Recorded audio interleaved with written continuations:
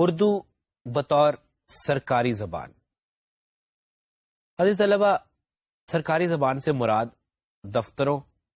اور عدالتوں میں استعمال ہونے والی زبان ہوتی ہے، یا کاروبار میں جو زبان استعمال کی جاتی ہے اسے ہم سرکاری زبان اپ ٹو سم ایکسٹینٹ کہہ سکتے ہیں. لیکن وہ زبان جو حکومتی اداروں میں استعمال کی جاتی ہے، ابلاغ کے لیے، رابطے کے لیے، خط و کتابت کے لیے، اسے ہم سرکاری زبان کہتے ہیں.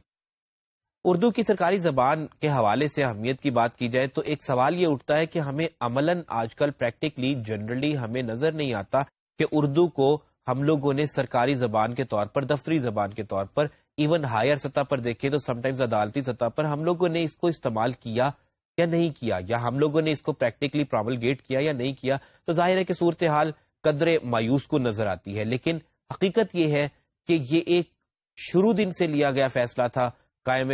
پاکستان کے فلف اور بعد بانی پاکستان نے بذات خود اس بات کو محسوس کیا تھا کہ اردو ہی سرکاری زبان ہوگی، جب انہوں نے کہا تھا کہ ملک کی سرکاری زبان بھی اردو ہی ہونی چاہیے. یہ وہ زبان ہے جسے بر صغیر کے لاکھوں مسلمانوں نے پرورش کی ہے، اور اسے پاکستان کے ایک سرے سے لے کر دوسرے سرے تک لوگ سمجھ سکتے ہیں، بول سکتے ہیں، محسوس کر لیتے ہیں. ایک معنی و مفاہیم کا ابلاغ ممکن ہو جاتا ہے. لہٰذا قائد نے فرمایا کہ بات یہ ہے کہ سرکاری زبان اسی زبان کو obviously ہونا چاہیے جو ہر جگہ پر بآسانی بولی بھی جا سکے اور سمجھی بھی جا سکے، کسی کو دفتری حوالے سے، عدالتی حوالے سے کوئی مشکلات کا سامنا نہ کرنا پڑے. لیکن انفارچونیٹلی مختلف وجوہات کی بنا پر، مختلف اسباب کی بنا پر ہم نے دیکھا کہ طویل عرصے تک اردو کی دفتری حیثیت یا اردو کی عدالتی حیثیت کے حوالے سے کوئی بہت زیادہ کام ہو نہیں سکا. الٹیمیٹلی ہم نے، ظاہر ہے کہ تاریخ ہمیں وقت گزرنے کے ساتھ ساتھ کہیں آگے لے گئی، اور آج موجودہ اردو کی اگر ہم لوگ سرکاری حیثیت کی بات کریں تو ہمیں رخ کرنا پڑتا ہے 1973 کے آئین کا، جس کی روح سے دراصل اردو کو 15 سال میں عزیز طلبہ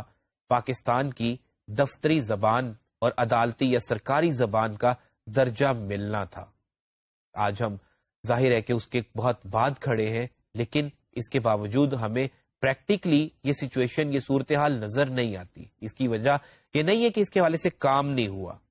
بہت سے عملی اقدامات لیے گئے ہیں اس حوالے سے. اور پہلا عملی اقدام جو لیا گیا تھا وہ آج سے کہیں پہلے 1979 یعنی کہ میں لیا گیا تھا، جب مخترع قومی زبان کے نام سے ایک ادارہ قائم کیا گیا تھا، جس کا بنیادی مقصد ہی یہ تھا کہ اردو اصطلاحات سازی پہ کام کیا جائے، اردو کی فرہنگیں یعنی کہ ڈکشنریز اچھی تیار کی جائیں، اردو کے حوالے سے لغات نویسی پہ کام ہو، اور وہ بہت سے پہلو اردو کے جو اسے فنکشنل اردو یا عملی اردو ہونے سے روکتے ہیں ان پر کام ہو، تاکہ ہم پریکٹیکلی اردو کو قومی زبان کے ساتھ ساتھ سرکاری زبان کے طور پہ نافذ العمل کر سکیں. ہوا کیا کہ 1984 میں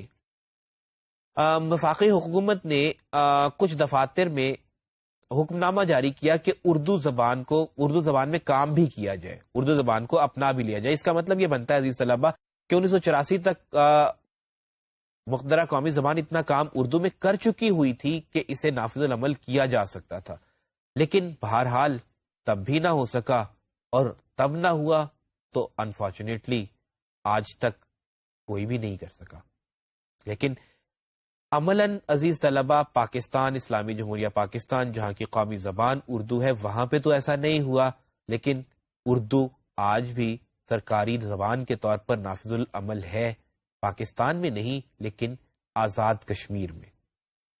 آزاد کشمیر میں عزیز طلبہ اپریل 1967 میں پہلا حکم نامہ جاری ہوا تھا کہ اردو میں کام کیا جائے. وہاں پہ کوئی اردو ٹائپ نہیں تھی، تجربہ کار لوگ موجود نہیں تھے، لیکن اس کے باوجود انہوں نے انیشیٹو لیا اور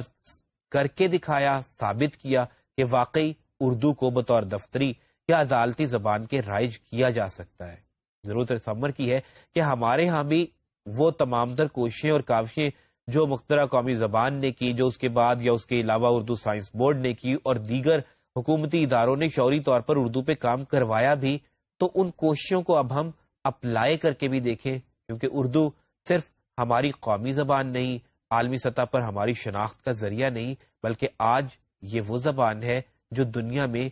پہلی 5 زبانوں میں آتی ہے جنہیں ہم سب سے زیادہ بولتے اور سمجھتے ہیں تو جس زبان کو ہم سب سے زیادہ بولتے اور سمجھتے ہیں وہ زبان ہماری سرکاری زبان بھی ہونی چاہیے.